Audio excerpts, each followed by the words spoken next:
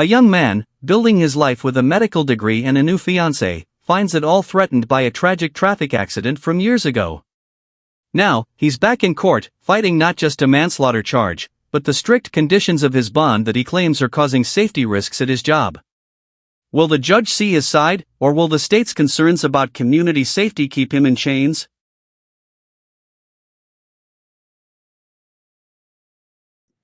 All right. Court is calling 2025 CR 004128 State versus Simon Alexander Garza. I've got our parties approach and announce for the record. Marissa Giovanco for Mr. Garza.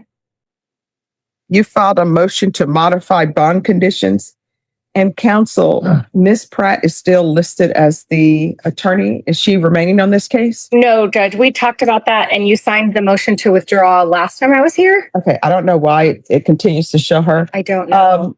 Could you all look and make sure that she's listed as the attorney on this case, please? I think I And have do been. recall. Yeah, I have been on it the whole time, but I was under Miss Pratt's firm originally, and now it's my firm. Yes. All right, so we are here on a motion to modify bond conditions. Have parties had a chance to confer? Yes, sir. Yes, Is there an agreement? no, Judge. All right, defense, do you have any witnesses? Yes, Judge. Yes. May I call Simon Garza? All right, if you could raise your right hand for me, please. Do you solemnly swear and affirm the testimony you give will be the truth and nothing but the truth, so help you God? Yes. All right, you can lower your hand, state your name for the record. Simon Alexander Garza. You may proceed. Thank you, Judge. Simon, how old are you? I'm 22. Okay. Do you have any educational background? Can you tell the judge? I had graduated medical assisting school as well as a certification with phlebotomy. Okay. And when did you graduate?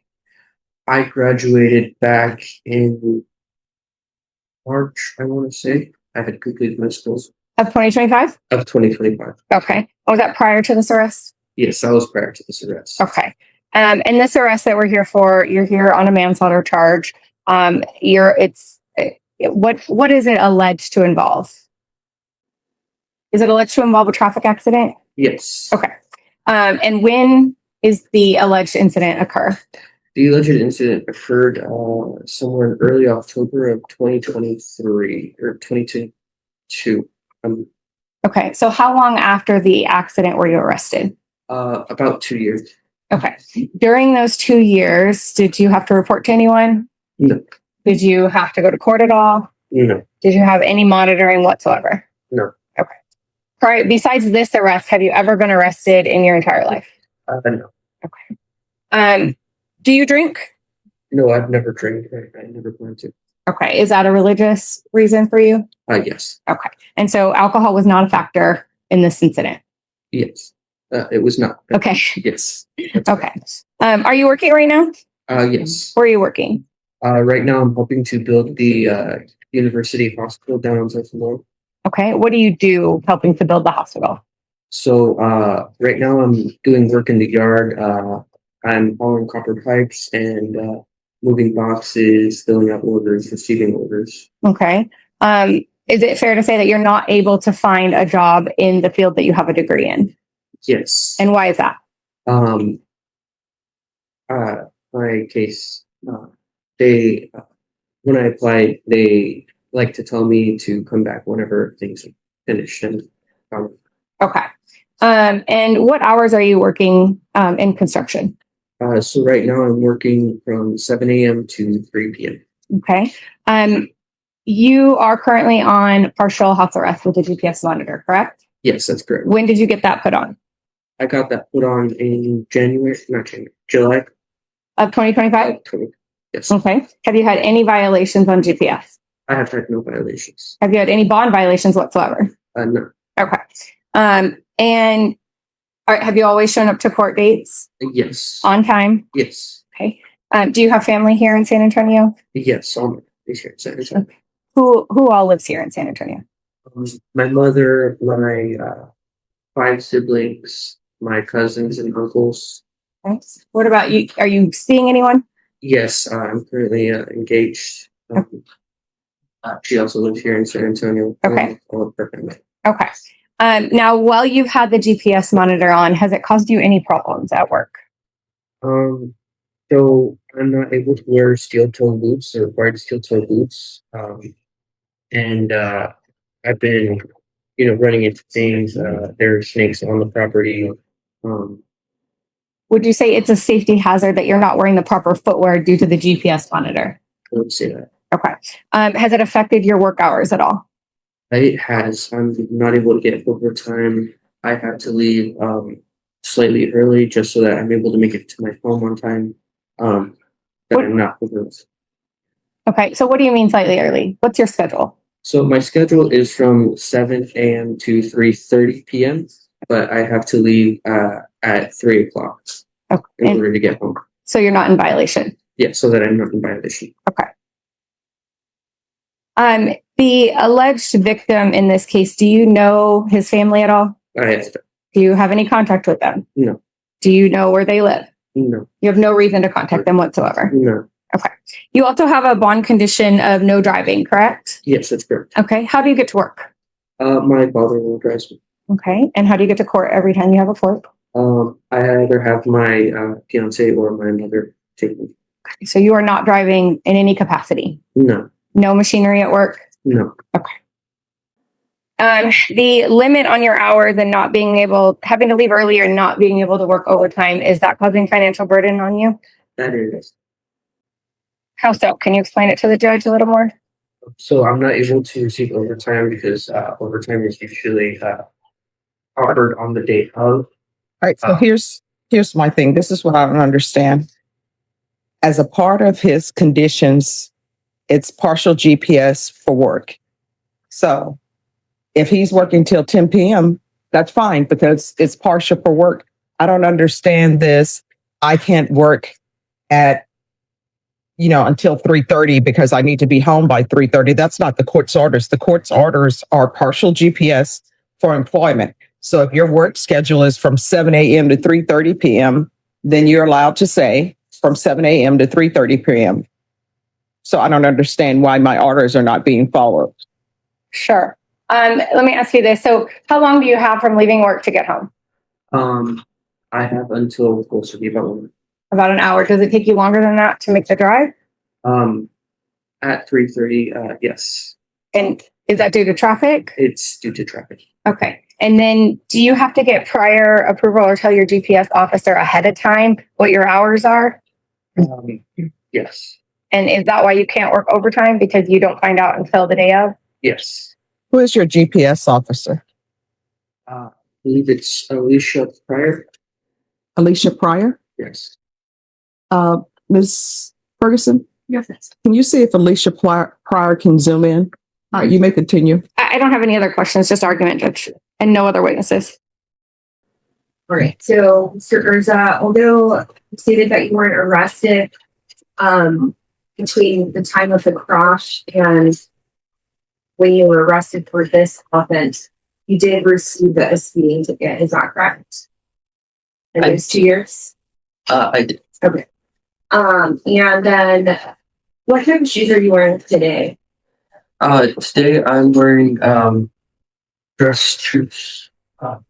Are they boots or? They're low cut boots. Okay. So, what type of work shoes are you saying that you need for work? I need steel toe boots. Okay, and so what's the difference between, other than the steel toe aspect of it, what's the difference between a steel toe boot and what you're wearing? The steel toe boots have more cushion and they're a bit higher for more protection on the higher ankle. Okay, and so you're saying that they're higher, or they go up higher on the ankle than what you're wearing today? Yes, that's right. Okay, and have you looked to see if there's anything available where it doesn't come up high on the ankle? I have there are things, but they're not as there's so right now I'm wearing not right now, but for work I wear composite toe shoes, but I'm receiving a lot of reprimand. I guess you could say a lot of people calling me out and saying that I'm not supposed to be wearing those shoes and that they're not the proper boots. But regarding the steel toes, they're saying, regarding steel toe boots, have you looked to see if there are any available that have a lower cut on the ankle? Yes, I have. Is there any available? I have the funds. Nothing further. All right, we'll continue this hearing once Ms. Pryor zooms in. Okay, thank All you. right, thank you. A few moments later. All right, we're back on the record in 2025 CR 004128, State versus Simon Alexander Garza. All right, we have by Zoom Officer Pryor. Officer Pryor, could you unmute for me, please? Good morning, Your Honor. If you could speak up a little bit. Okay. Good morning, Your Honor. Good morning. All right, so I'm calling you on the case of Simon Alexander Garza. Do you have that pulled up? Yes, ma'am. Yes, ma'am. So could you raise your right hand for me, please? Do you solemnly swear or affirm the testimony you give will be the truth and nothing but the truth, so help you God? Yes. All right, you can lower your hand if you'll state your name for the record. Alicia Pryor. All right, so this is going to be slightly different from a question and answer situation. I wanted you to zoom in because there's been testimony about his being allowed to work after hours. And so I'm trying to figure out if there's an issue because sometimes he has to work overtime.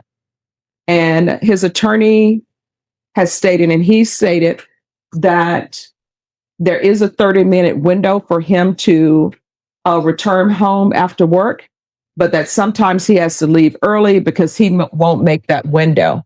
So I just wanted my orders to be clear, and if there's some confusion, we could clear it up. So I'm ordering that he's allowed to work. He's on partial GPS. So is there anything that I would need to put in my order? For example, he leaves work at 3:00 or 5:00. Sometimes you run into traffic. We have construction all over. Is there going to be an issue, or do I need to put something in the order where you all can just track him and you can see that he didn't make any stops? He's coming straight from work to home, but maybe there's construction, maybe there's traffic, and he's not going to get back home, within the 30 minutes allotment. Is that going to be an issue, or is there something I need to order? No, ma'am. We give an hour for travel, or he has an hour of travel time. So he's able to get home. He needs to be home by 4:30 p.m. is what I currently have, since he's scheduled to leave work at 3:30. All right, so they're giving you an hour. Is an hour not enough time for you?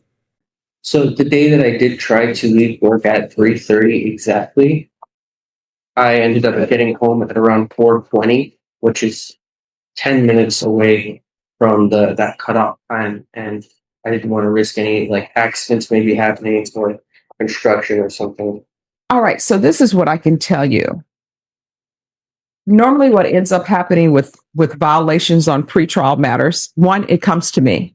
Two, I'm sure, Ms. Pryor, if you see that he's not home at his allotted time, you're able to look and see that he's traveling on his way home and maybe there's some issue with traffic. I could be wrong, but I don't think they'll be filing a motion for me to review as a violation report if you're 10 minutes late. They will usually, and correct me if I'm wrong, if you're late, they will look at the tracking and they will see. And then it will come to me and say, oh, this person stopped at HEB, this person stopped at a club, but that's when I'll get it. You understand? Yeah. Is that correct, Ms. Officer Pryor? Yes, Your Honor. So we'll call the defendant to see why he was late, if it was due to traffic or if there is an issue with the car or whatever may have happened. If there was an unauthorized stop, then we would do a violation. So they will call you. So just be available for a phone call. So there's not a problem with you working overtime. You just need to let them know that you're working overtime. And if, from what I'm understanding from the witness, is that if you're scheduled to leave at 3:30, but there's overtime work, all you have to do is email or call them and say, I'm still at work. I've gotten overtime, and then they will track you. May I ask her a question, Judge? Sure. Okay, Ms. Pryor, as far as if he were to get a last minute, same day overtime shift, is he able to do that, or is he supposed to be giving you advance notice? It is supposed to be advance notice, just because I'm personally in the office from the hours of 8 to 5, so I could put his schedule in. the on-call officers wouldn't be aware because they don't have access to my email that he's requesting more time to be at work. So if he's scheduled at that time for 3:30 p.m., he has to be home by 4:30. He wouldn't be able to do that day of overtime. Okay. So here's my question. Do you work on weekends? I currently don't. All right. So what you do is you send an email to them, and the person who will be submitting the violation report would be you, or would it be the person who's working at the desk? For me, Yes. sorry. For the violation, can you ask the question again? All right. Sorry. So if for some reason, because you say you're scheduled from 9 to 5, if he works over, would you be, and you're not there, and your email, nobody is able to check your email, would you be the person who would enter the violation report, or would it be the person who's on duty? No, I would do the violation on return of business day. All right. So you just send her an email and let you know you're at work. According to GPS, she'll be able to look to see if you were actually at your location or not.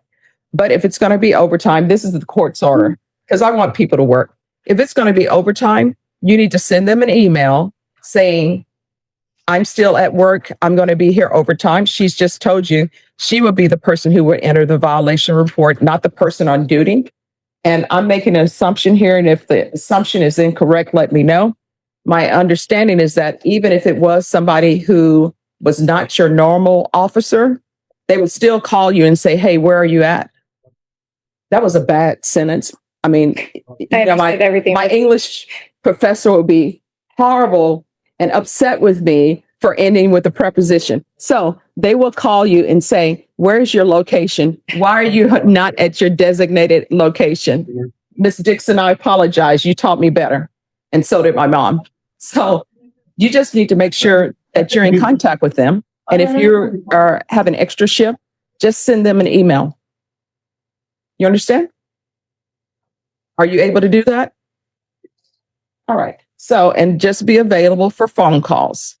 So if something happens and you're supposed to be home at 4:30 or whatever it is, she's already stated that they will call you and say why you're not at home. And you can tell them, you can look, I'm stuck in traffic. All right. And Judge, can I still be heard on argument? Because that's not our only issue. No, you can still be heard on argument, but is there anything else from Officer Pryor? No, Judge. State anything from Officer Pryor? No, he's been really compliant, Judge. I don't have anything else to say. All right. Thank you so much. And thank you for zooming in on such short notice. I appreciate it. Thank you, Ms. Pryor. Yes, ma'am. You have a good day. You too. Bye-bye. Yes. Thank you, Judge. My argument is that Mr. Garza is a he's a young kid. He's 22. He is not someone who has a criminal history. He is alleged to have committed basically what they're saying is a traffic accident. This isn't someone who killed someone, even in a manslaughter. It wasn't an intentionally, knowingly, any form or fashion. This was a traffic accident allegation. And there's no disputing that with the state. Okay. So with regards to that, I don't know if there's a dispute about that or not. I don't have any facts.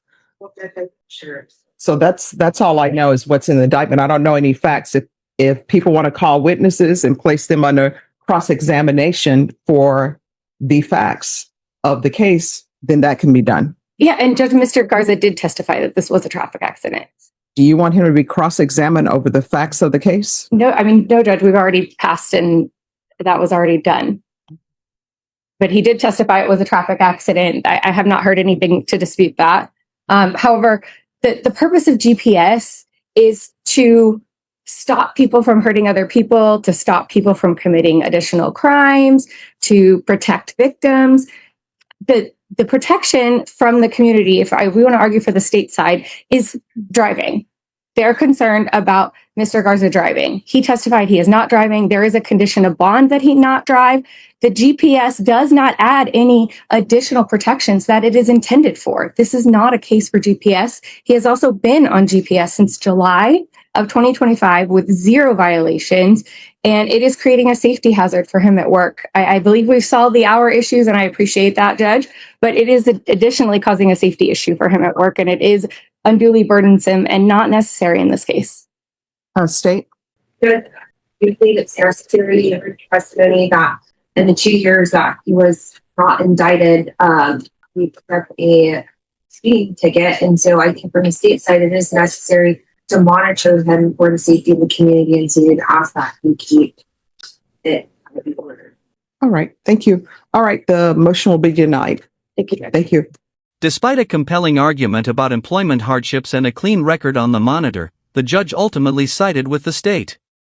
The motion to modify Simon Garza's bond conditions was denied. The GPS monitor stays on, a constant reminder of the serious charges he still faces as this case continues. This hearing proves that in the balance of the justice system, the alleged nature of the crime often weighs heaviest. Thanks for watching.